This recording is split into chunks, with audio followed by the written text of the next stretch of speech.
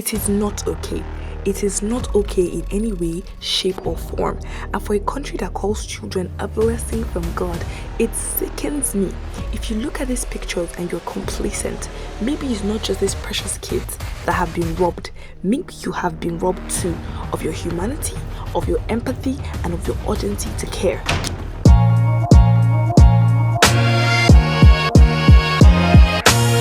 Hello everyone, and welcome back to my channel. It's called Top in Person. It is I, DJ Scosidi. How's everyone doing today? Long time no talk, but don't worry, don't fret. You know, old things have passed away, new things have become new. Forgive me, put down the pitchforks and be fire. Let's all calm down, right? I'm back, I'm better, and I'm ready to debunk, dissect, and discuss. Today, we're going to be talking about a very serious topic we have here in Nigeria and even Africa at large. They might have it in the Western world. I don't know. I'm not in the Western world. I'm in Africa. And so we're going to talk about what's happening in Africa. And the topic is child labor. Do we hate kids? Do we hate kids? Let's talk about it. You know, I think everyone watching me right now should have that one aunt or that one family member that has a child below the age of 10. In fact, let me even dare that child below the age of 15 that is working in their house as a housemaid or as a boy, whatever it is that you know it as. And you know, we're just okay with it. It's just normal. You know, that woman that, you know, when she's already getting old, she just employs that young boy from the village or that young girl from maybe somebody in the village, rural areas that's going to take care of her home, of her cooking, all domestic activities. They are going to be in charge of it. And we have so normalized it that we don't even bat an eye when we hear those things. We don't even bat an eye when we hear the woman maltreat, abuse, hinder the well-being of that child. It's just like, oh, just another thing. Oh, it's boy, oh, it's a maid. But that is actually child labor. That is actually illegal. But that's just not the only form of child labor. We're going to be dissecting child labor into 3 forms today. Let me get my scripts because I came prepared for you guys. The first one we're going to talk about is child labor / slavery. That is subtext, employing young children as your housemates or boy. Then the second one we're going to talk about is overworking your own personal child, as in the child that you brought from your stomach. As in your fruit of your womb that you went to celebrate in church.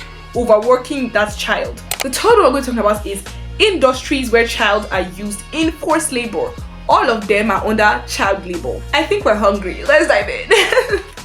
You know, according to a report, 40.1% of Nigerians are below the poverty line. Well, that report was in 2019. I think by now in 2025, it might even have increased.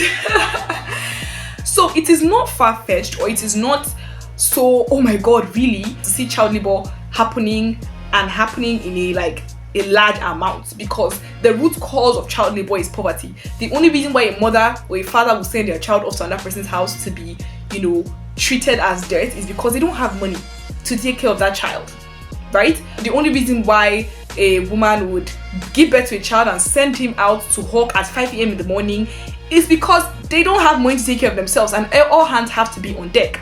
So let's not act as if we do not know the real reason why this is a recurring problem in this country and the continent at large. The real problem is poverty and lack of education. But that is why videos like this exist, to make people understand what is going on and to actually deal with the second reason why this thing exists.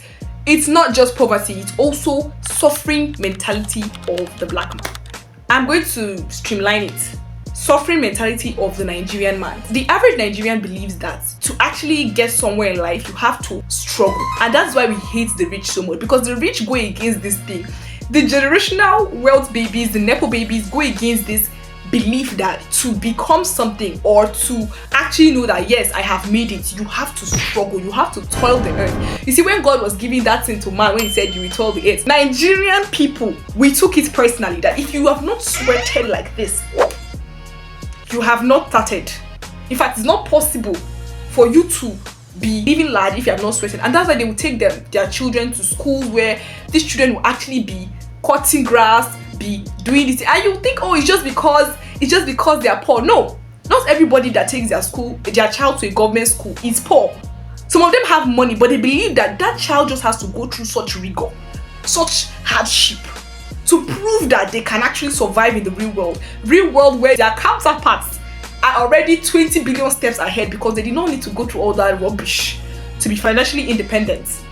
So it is not just a poverty problem. That's what I'm trying to say in essence. It is also a mentality problem. It's also an education problem. How do we see life as Africans. That is also a problem. It's not just, oh, we do not have money. Okay, so before we start deep diving into the 3 forms of child labor, we're going to be defining what is child labor. Child labor is work that deprives a child of their childhood potential and dignity and is harmful to their physical and mental development. And when you hear something like this, you just go straight to those kids you see on the road in traffic selling gala or selling something. Definitely derived of their childhood and definitely impairing them physically and mentally. Let's go into the forms. You see, this form of child labor can actually be akin to slavery. I call it mini slavery, where you take a child from their home, as I said in the beginning of this video, and then you keep them in your house to be in charge of your domestic affairs. A child that can barely read or write is in your house under the guise of you're going to take them to school, you're going to put them through school. That's even if they put them through school, yeah? But under the guise you're going to put them through school, they're in your house, in charge of all your domestic activities, bathing your kids, ironing their uniforms, combing their hairs. They are basically the second mothers at the age of 12. Now, these kids that you said you are actually going to put them through school, you take them to the lowest of the low schools in your area. Schools that have nothing to their name, as in the schools are dilapidated, they are teaching them nonsense, they use the same teacher for Yoruba, English, basic science and basic tech, and that is your idea of putting them through education, because you do not see these children as human beings. This is the reward of your kindness for taking them in. Such poor kids. You do not see these kids as actual human beings. You do not dare see them as your own. Let's cut the crap. Let's remove the rose-colored glasses. You do not see these kids as human beings. That is why you will take them, maltreat them, abuse them, deny them actual good education, take away their food as a source of punishment. When you hear it, so many ridiculous things that you do to children. Children! You are coming to church with these children and they do not look an ounce like your own kids.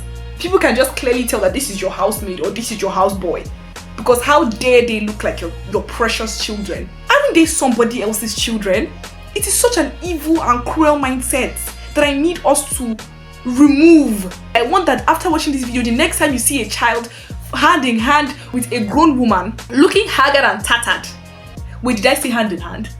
Walking behind a grown woman and her children, her beautifully dressed children, looking haggard and tattered, you feel rage in your insides. Your blood boils. If at all you want to take a help, why can't you find an aged help, a help that is actually grown enough? Why? Why a child? And if you actually are adopting a child, because that's what some of them say, they are adopting a child, then why don't you treat them as your own? Why don't you take them to actual good schools? Why don't you dress them like actual beautiful children? Why don't you feed them well? Why don't you discipline them the way you discipline your own kids and not in a inhumane way? It's terrible, and we should spit at people that do things like this. Because it's one thing for the country to be so poor that a mother feels the need to ship her child to another person's house where they will be exposed to all manner of cruelty. And it's another thing to be the person receiving that child and you are treating them with so much disdain. You are a horrible person. Yes, if you are watching this video, I'm telling you, you are a horrible person. It's better you do not take those children under your wing, that you take them under your wing and you treat them like dead. Those children deserve good lives. They deserve to have a good childhood. They deserve to watch TV in your parlor on your porcelain white seats. They are not dirty. This is so painful because it also hits close to home. I have relatives that have done these things and it's not cute, it's not normal, it's deranged. Before I go too much, I don't have much time. Let me just move into the next form of child labor. This has to do with parents that have the means but choose to expose their children to such harsh realities. I remember all the time I went to the village, and this is no shade to my own personal parents. My dad is a great man. But there was a time he told us that we should go to our grandma's house and stay and just help her with some things. And we were very young then. And that's not necessary. I'm sorry, it's a bit a different case if we were going to our grandma's place to just spend time with her and laugh with her while she has an actual adult help to help her with her things. But we were kids, we did not need to go and become domestic staff of our grandmother. I'm sorry, it's just the truth. So this has to do with, You know, the idea that, oh no, children have to go through this and this and this to be strong in society. You know, you overwork your child. They are boasting and bragging that my daughter can cook soup. My daughter, when she wakes up in the morning, this is a 7-year-old they're talking about. When she wakes up as early as 5, she's sweeping. She has already washed all the pots. She has already washed all the plates. The house is spick and span. She cannot rest until the house is put together. My dear mom, you have adultified your children. You have parentified your children. It is not okay in any world for your 10-year-old, 12-year-old, let me even go as far as saying 14-year-old. I know they will be in the comment section. Child, right? To be doing such extreme form of labor. There is no need. There is no reason. There is no preparation that you are preparing her for. She's not going to become the 5th wife of an emir. There is no need for that. This is not me saying that you cannot train your children properly. You should not let them be accustomed to taking care of the home. That's not what I'm saying. But I'm saying let's think outside of our myopic view of life. If you start your children on domestic stuff, little by little, is it a crime? There are 25-year-old women that learned how to cook at the age of 24 years. As in, they learned all they needed to learn at the age of 24. You don't need to start by 5 before you can learn how to cook. What are you even cooking? How many food do you even get for this Nigeria self? You know, past rice, beans, yam, and soup. You pass that one. You didn't need to start learning how to cook by 4, 5 years old. Do you know what I'm saying? I'm not saying your children cannot start learning stuff from young. No, that's not what I'm saying. I'm saying take it easy. Take it easy. A child will first crawl before they can walk. Take it easy. Start them small. Boil water. Oh, watch mommy cut first. Okay, you try cutting with your safety scissors. Try little by little. I'm going to play this clip for you guys.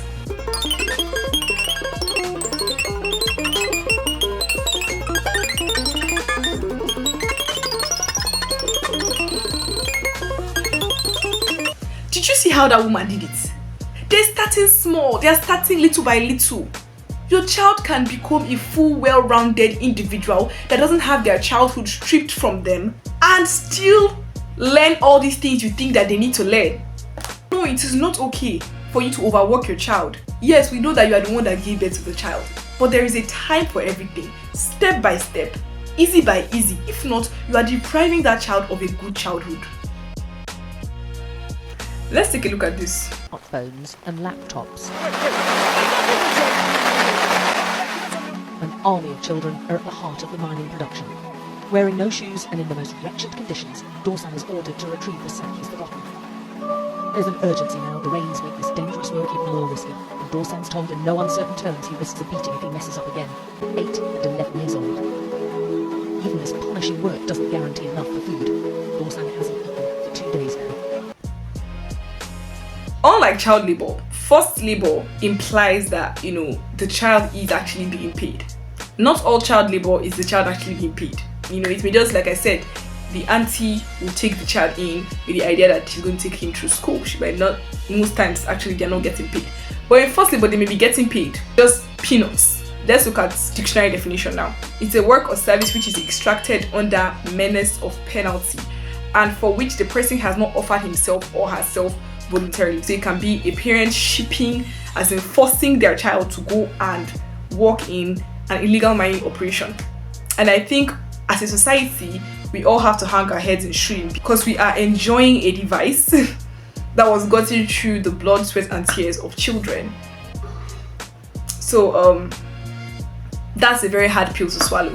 Industries using children as a form of labor is a great example of forced labor. You know, you see children in unregulated lithium or gold mines, and you know, they are doing this to get a few extra pennies for their parents back at home, and it's just a crazy cycle.